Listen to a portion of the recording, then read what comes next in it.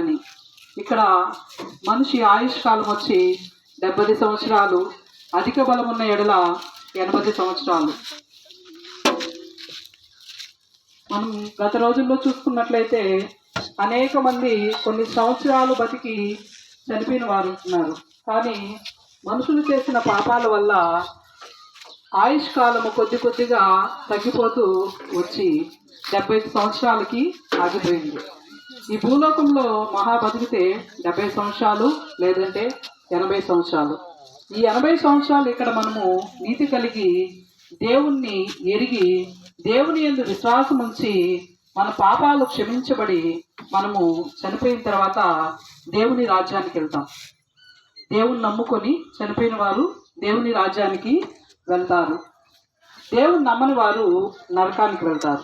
దేవుని నమ్మిన వారు దేవుని రాజ్యానికి వెళ్తే అక్కడ సంతోషము, సమాధానము, దేవునితో ఎల్లవేళలా మనకుండే భాగ్యాన్ని దేవుడు కలిగిస్తాడు. అదే మనము దేవుని నమ్మక చనిపోయిన వారమైతే నరకానికి వెళ్దాం. అక్కడ అగ్ని ఆరదు, పురుగు చావదు. అక్కడ అగ్నిగుండంలో మనం బాధలు పడుతూ వేదన పడుతూ ఉంటాం. ఈ జీవించే సంవత్సరాలు ఇవి కాదు. మనం చనిపోయిన తర్వాత నరకానికి వెళ్ళినప్పుడు అక్కడ మహావేదనలు, ఆ వేదనలు అసలు తట్టుకోలేము. ఇప్పుడు బ్రతుకుతున్న ఈ బ్రతుకులో ఈ జీవిత కాలంలో కొన్ని శ్రమలు వచ్చినా, ఏదైనా వ్యాధులు వచ్చినా, బాధలు వచ్చినా తట్టుకోలేక బాధపడుతూ ఉంటాం. కానీ ఆ నరకంలో పడితే అక్కడి నుంచి తప్పించగలిగే వాళ్ళు ఎవరూ లేరు. కాబట్టి ప్రభువైన యేసుక్రీస్తుని నమ్ముకుందాం. ఆయన చెప్తున్నాడు కదా, నా మాట విని మీరు శ్రద్ధగా దేవుని ఆజ్ఞలను అనుసరిస్తే దేవుడు మిమ్మల్ని దీవిస్తానని చెప్తున్నాడు. ఆయన నువ్వు పట్టణంలో దీవించబడదువు, నువ్వు పొలంలో దీవించబడదువు, నీ కుటుంబంలో దీవించబడదు అని దేవుని వాక్యం పదే పదే సెలవిస్తోంది.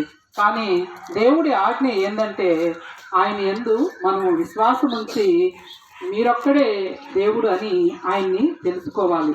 ఆయన తెలుసుకొని ఆయన యందు విశ్వాసం ఉంచి, ప్రభువా ఇదిగో ప్రభువా నా కుటుంబంలో సమస్యలు ఉన్నాయి, నా కుటుంబంలో నా తండ్రి ప్రభువా పిల్లలు మాట వినట్లేదు, ఎంత సంపాదించినా కుటుంబంలో ఆశీర్వాదం లేదు అని నువ్వు బాధపడుతున్నావేమో, ఈ ఉన్న స్థలంలోనే ఈ సాయంత్రకాల సమయంలో యేసయ్యా నీ మాట వింటే నన్ను దీవిస్తావంట కదా, నీ మాట వింటే నన్ను స్వస్థపరుస్తావంట కదా ప్రభువా, అయ్యా నువ్వు అనేకుల్ని స్వస్థపరిచినావంట కదా నాయన అని నువ్వు ఉన్న చోటనే ఆ యేసయ్యకి ఎలా ప్రార్థన చేయాలో, ఆయన ఎలా మొక్కాలో, ఆయన ఎలా పూజించాలో తెలియదని అనుకుంటున్నావేమో.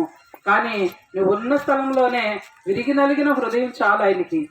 నువ్వే మాటతో పలికినా యేసయ్యా నాకు నువ్వు సహాయం చేస్తావు కదా, నన్ను రక్షించిన ఆయన, నా కుటుంబంలో ఈ బాధలు ఉన్నాయి, ఈ సమస్యలు ఉన్నాయి, నా బిడ్డలు నా మాట వినట్లేదు, అనేక రోగాల చేత బాధపడుతూ ఉన్నాం, అనేక